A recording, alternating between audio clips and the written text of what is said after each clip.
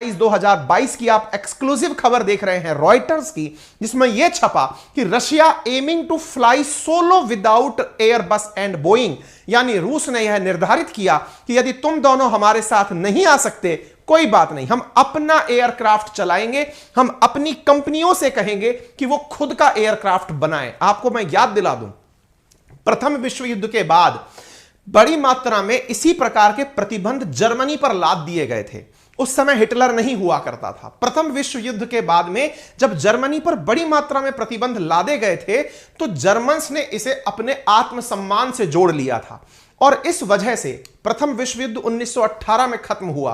प्रतिबंधित जर्मनी जो अपना बहुत बड़ा हिस्सा गंवा चुका था फ्रांस और ब्रिटेन के समक्ष, उनके लोगों के द्वारा दिन रात काम करके ऐसी ऐसी खोज की गई, ऐसी ऐसी डिस्कवरीज की गई कि वो सेकेंड वर्ल्ड वॉर के लिए सबसे ताकतवर देश बनकर निकला।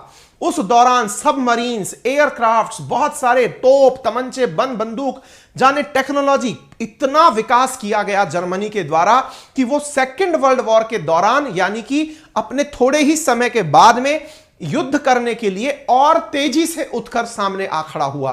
कहने का अर्थ यह है कि उस बदले की आग ने जिस प्रकार फिलहाल रूस पर इतने प्रतिबंध लाद दिए गए हैं कि वो दुनिया का सबसे ज्यादा प्रतिबंधित देश है, तो संभव है कि ये वाली जो इनकी प्रतिज्ञा है कि हम अपना काम खुद करेंगे, इस प्रतिज्ञा के पीछे भी मैं आपको बता देता हूं, इन्होंने टारगेट 1000 एयरक्राफ्ट का आने वाले 2 साल के अंदर रखा है कि हम अपने एयरक्राफ्ट बना लेंगे। आप इससे अंदाजा लगा लीजिए। तो ये ऐसा ही था जर्मनी के, मैं बता रहा हूं, इतिहास अपने आप को दोहराता है। जर्मन्स ने भी ऐसे ही काम किया था और सेकेंड वर्ल्ड वॉर में जब हिटलर बन के निकला था वो पूरी तरह टेक्नोलॉजी से लैस था। हम ये तो नहीं कहते कि यहां पर हिटलर पनपने वाला है, लेकिन इन प्रतिबंधों से जब आदमी परेशान होगा तो कुछ नया पैदा करेगा और इसे ही आपदा में अवसर कहते हैं। ऐसी स्थिति में एयरबस और बोइंग पर लगे हुए प्रतिबंध तो अपनी जगह थे, यानी ये तो मदद नहीं कर रहे थे और इन्होंने डिसीजन ले लिया कि हम अपना कुछ पैदा करेंगे।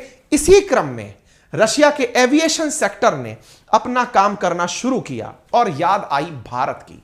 भारत की याद क्यों आई कि आप भी तो इन दिनों एयरबस और बोइंग पर निर्भर होने जा रहे हैं। यदि आपको वाकई में चाहिए कि आप इंडिपेंडेंस रखें तो आप अपने 900 से अधिक 1000 के आसपास एयरक्राफ्ट इन दोनों ही देशों से क्यों खरीद रहे हैं, इन दोनों कंपनियों से क्यों खरीद रहे हैं। रशिया ने भारत की तरफ हाथ बढ़ाया और ऑफर दिया कि आप जश्न तो खूब मना रहे हैं, क्यों ना हम और आप मिलकर आप ही के देश में, क्योंकि आपके देश में यह डिमांड उठी है। क्या डिमांड उठी है कि हम इतना सारा रोजगार अमेरिका में क्यों दें, हम इतना सारा रोजगार यूके में क्यों दें। हमारे ही देश की जरूरत पूरे करने के नाम पर अमेरिका और यूके और फ्रांस जैसे लोगों की जिंदगी क्यों बेहतर हो। हमारी आवश्यकताएं हैं। आत्मनिर्भर भारत कहां चला गया। आत्मनिर्भर भारत है तो मैन्युफैक्चरिंग के लिए या तो बोइंग और एयरबस को भारत बुलाओ, और अगर नहीं बुला सकते तो क्यों ना इस ऑप्शन पर काम करो।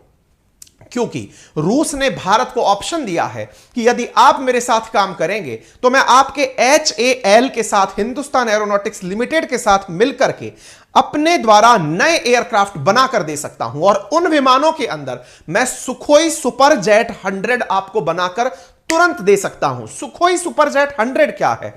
एक ऐसा फाइटर एयरक्राफ्ट जो फाइटर नहीं है, असल मायने में ये कैरियर है, सिविल है। सुखोई हम लोग फाइटर के नाम से जानते थे, सुखोई एक कंपनी का नाम है।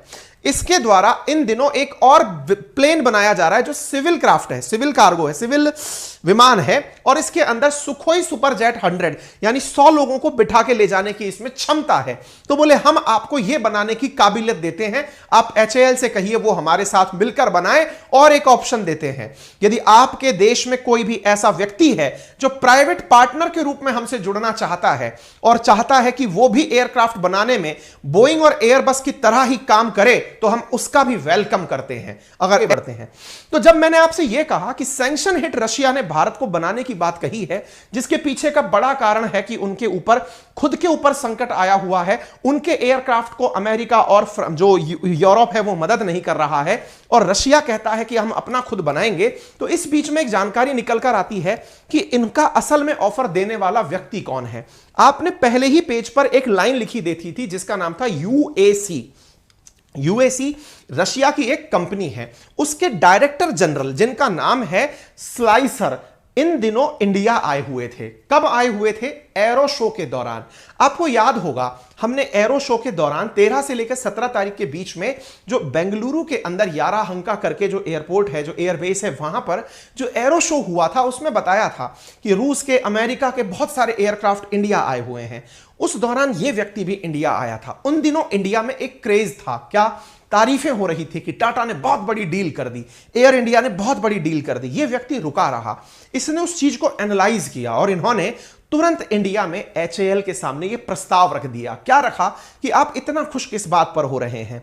एक सिविल क्राफ्ट बनाने के लिए, एक सिविल मतलब प्लेन बनाने के लिए आप कंपनी ऑफर दूसरे को दे रही है, अपन मिलके बनाते हैं। और यह व्यक्ति स्लाइसर जो है, जो कि UAC का डायरेक्टर है, यह इंडिया को ऑफर देकर चला गया।